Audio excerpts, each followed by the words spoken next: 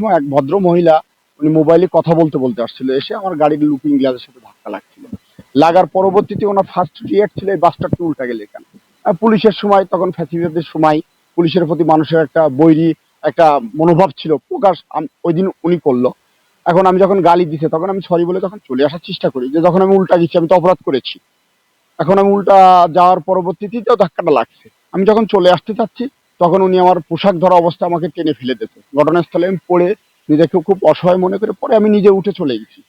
আর তাকে আমি এই বিষয়ে কোনো কিছু বলিনি। কিন্তু পরবর্তী ৩ দিন পরে ইলেকট্রিক এবং প্রিন্ট মিডিয়া এবং বিশেষ করে টেলিভিশনে দেখতে পাই যে তৎকালীন লতা সামন্তরা দাবি করে যে টিপ পরাগে তাকে এক মুসলিম কটূক্তি করছে। ইভেন আরেকটা জিনিস দেখবেন, বিভিন্ন সময় অনেক নিউজ করছিল যে আমি দাঁড়াইছিলাম ঘটনাস্থলে, বসেছিলাম এবং আমার রেশন তোলার জন্য আমার বাজারে ব্যাগ ছিল। সেটারও মিডিয়ার, আমার তো টোটালি মিডিয়া খেয়াল, সেটাও আমার বাজারে ব্যাগকে বউ করার চেষ্টা করেছে, যেটা খুবই দুঃখজনক। আমি যে গাড়িটা চালাই সেটা বৈধ, সেটা চোরাই গাড়ি হিসেবে অনেকে প্রতিষ্ঠিত করার চেষ্টা করেছে।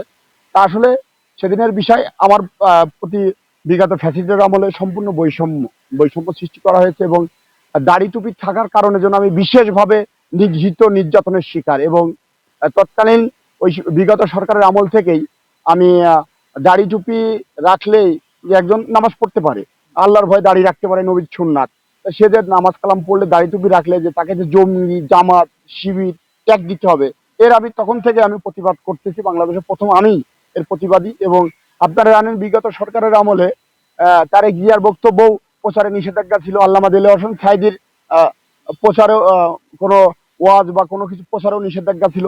সম্পূর্ণ মিডিয়াটাই নিয়ন্ত্রণ করেছে। তা আমি